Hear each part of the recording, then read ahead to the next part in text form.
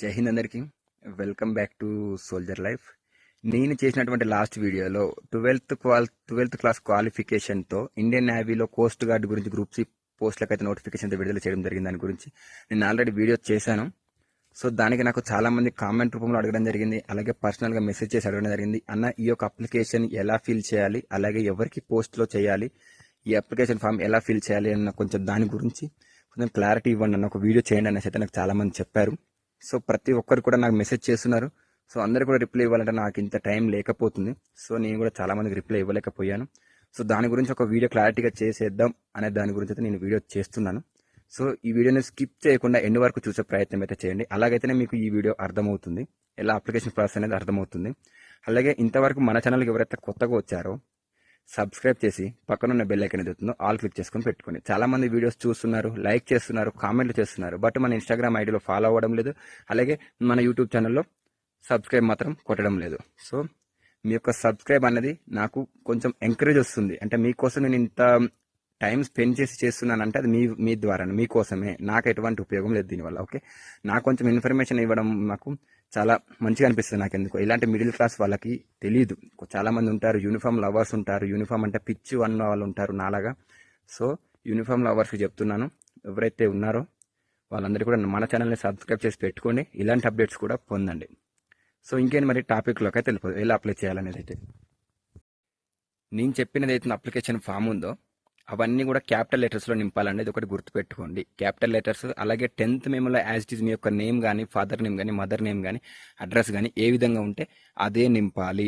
మీ యొక్క educational qualification certificates అన్ని కూడా ఒక సెట్ జిరాక్స్ తీయండి. అందులో మెన్షన్ చేశాడు ఏమేమి సర్టిఫికేట్స్ అనేది కూడా అవన్నీ ఒక సెట్ జిరాక్స్ తీయండి. 2 ఫోటోలు కానీ, ఇంటర్ మెమో కానీ, 10th మెమో కానీ, ఏమైనా ఎక్స్పీరియన్స్ సర్టిఫికేట్ ఉంటాయి అవన్నీ అడిగాడు కదా. సో అవన్నీ కూడా ఒక సెట్ జిరాక్స్ దానికి అటాచ్ చేసి,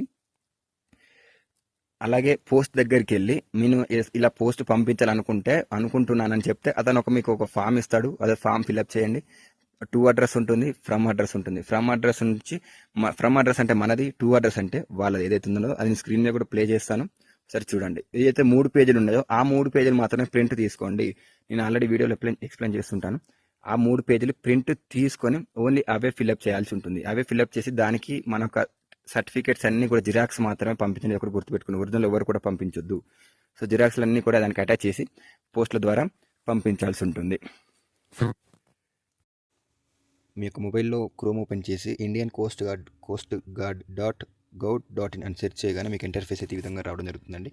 ఈ యొక్క ఇంటర్ఫేస్ కనిపిస్తుంది కదా క్లారిటీగా. సో కింద చూడండి, మనకు ఫస్ట్ నెంబర్ సీరియల్ నెంబర్ 1 వచ్చేసి గ్రూప్ సి నోటిఫికేషన్కి సంబంధించిన అన్నమాట ఇది.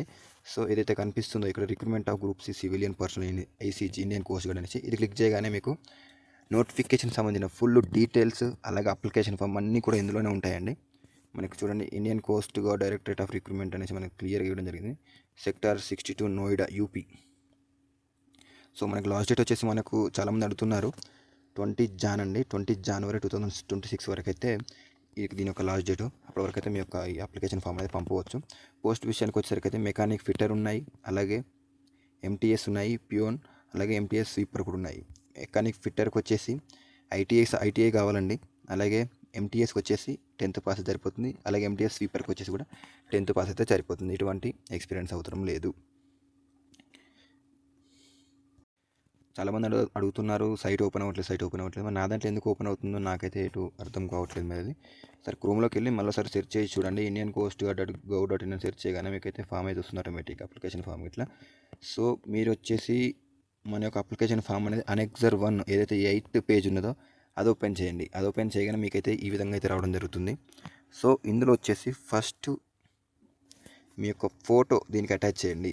ఫోటో అది కూడా రీసెంట్గా అండి, ఎప్పటిదో సంవత్సరానికి అయితే 2 సంవత్సరాల కింద కాదు, 6 months లోపే ఉండాలి. ఆ ఫోటో కూడా కొంచెం రీసెంట్గా ఉంటే కొంచెం మంచిగా ఉంటుంది అనేసి నేను బెటర్ అని చెప్తున్నాను. లాస్ట్ ఇయర్ అయితే ఎప్పుడైతే కొంచెం ఓల్డ్ అయిపోయింది అనుకో రిజెక్ట్ చేయడానికి ఛాన్స్ అయితే ఉంటున్నాయి.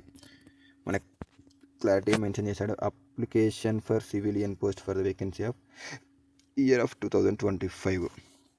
అలాగే మీ యొక్క name of the post applied for అనేసి ఉంటుంది కదా. ఏదే పోస్ట్కి అయితే అప్లై చేయాలనుకుంటారో నేను చెప్పాను కదా, పైన 3 పోస్టులు అయితే ఇవ్వడం జరిగింది. అందులో ఏ పోస్ట్కి అయితే మీరు ఎలిజిబులో ఆ పోస్ట్కి అయితే దీని మీద మెన్షన్ చేయండి. దీంట్లో అది కూడా క్యాపిటల్ లెటర్లు మాత్రమే మెన్షన్ చేయండి. అలాగే మీ యొక్క name of the applicant in block letters, only capital లెటర్స్లో మాత్రమే రాయండి.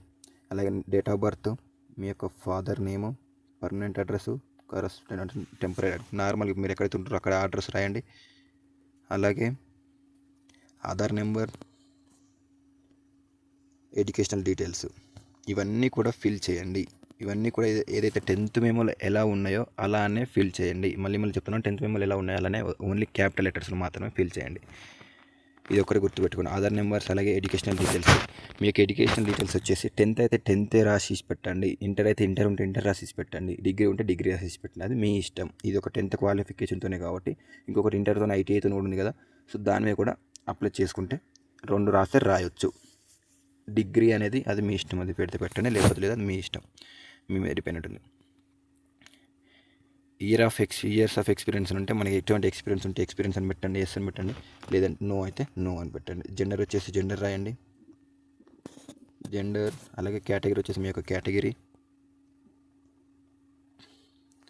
ఐడెంటిఫికేషన్ మార్క్స్ అయితే 10th మెమో ఉంటుంది కదా, 10th మెమోలో 2 ఐడెంటిఫికేషన్ మార్క్స్ ఉంటాయి, అదే పుట్టుమచ్చలు అంటారు కదా, సో అవి కూడా ఒకసారి చూసుకొని రాసుకోండి. అలాగే మీరు ఇక్కడ అడుగుతున్నారు చూడండి, 11th వన్ వచ్చేసి are you a government employee, yes or no. Government employee అయితే ఎస్ అని పెట్టండి, నో అయితే నో అని పెట్టండి.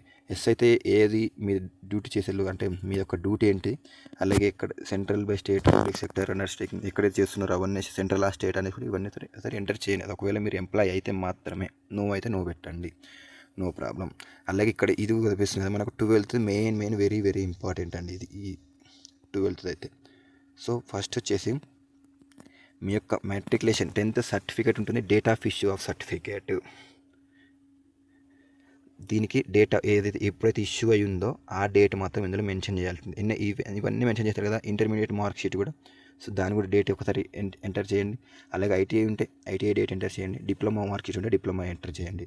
ఎక్స్పీరియన్స్ సర్టిఫికేట్ ఉంటే మాత్రం ఎక్స్పీరియన్స్ సర్టిఫికేట్ ఉంటేనే పెట్టండి, లేదంటే మాత్రం ఒకవేళ ఎక్స్పీరియన్స్ సర్టిఫికేట్ తయారు చేస్తారు బయట, సో తయారు చేయించుకొని పెడితే మాత్రం కొంచెం యాక్సెప్ట్ చేయడానికి తొందర ఛాన్స్ ఉంటాయని అయితే నేను చెప్తున్నాను. సో నాన్ క్రిమినల్ ఇయర్లు పెట్టాలి, ఆధార్ కార్డు, జిరాక్స్, అంటే ఇష్యూ డేట్, ఇవన్నీ ఇష్యూ డేట్ వేయండి. ఆ తర్వాత ఒక సెట్ జిరాక్స్ కూడా దీనికి అటాచ్ చేయడం అయితే జరుగుతుందండి, పక్క అటాచ్ చేయాల్సిందే. రీసెంట్గా పాస్పోర్ట్ సైజ్ ఫోటోస్ ఉంటాయి కదా, అవి కూడా దీనికి అటాచ్ చేయండి. అలాగే 50 రూపీస్ పోస్టల్ స్టాంప్ ఉంటుంది, అది కూడా దీనికి అటాచ్ చేయండి. ఒక 1 సెట్ జిరాక్స్ మాత్రం ఇవన్నీ కూడా అటాచ్ చేయాల్సిన అవసరం ఉంటుంది. ఓకే, ఇది అయిపోయిన తర్వాత మీ యొక్క ఈమెయిల్ ఐడి రాయండి, మొబైల్ నెంబర్ రాయండి. ఆ తర్వాత మీ యొక్క థంబ్ ఇంప్రెషన్ ఏదైతే లెఫ్ట్ హ్యాండ్ థంబ్ ఇంప్రెషన్ దీంట్లో పెట్టాల్సి ఉంటుంది. అలాగే మీ యొక్క సిగ్నేచర్ పెట్టండి, ప్లేస్ పెట్టండి, డేట్ పెట్టండి. ఇది ఈ యొక్క అప్లికేషన్ ఫామ్కి సంబంధించిన డీటెయిల్స్. సో పర్మనెంట్ అడ్రస్, మీ యొక్క అడ్రస్ ఇందులో మంచిగా రాయండి, విత్ హౌస్ నెంబర్తో పాటుగా village, district, state, pin code, ఇక్కడ మీ యొక్క ఫోన్ నెంబర్ కూడా రాస్తే మంచిది అనేసి నేను చెప్తున్నాను. సో దీన్ని బట్టే మీకు కాల్ లెటర్ కానీ మెయిల్కు కాల్ లెటర్ పంపుతారు, లేదా మీకు కాల్ చేస్తారు, అది ఫామ్ వెళ్ళిపోయిన తర్వాత. సో ఎలా అప్లై చేయాలో మీకైతే చాలా వరకు అయితే అర్థమనుకుంటున్నాను. సో మన వీడియో నచ్చినట్లయితే లైక్ చేయండి, షేర్ చేయండి, మీ మిత్రులకు కూడా షేర్ చేయండి, వాళ్ళు కూడా ఒక మంచి శుభవార్త వింటారు కాబట్టి. Thank you for watching this video. జై హింద్, జై జవాన్, జై కిసాన్.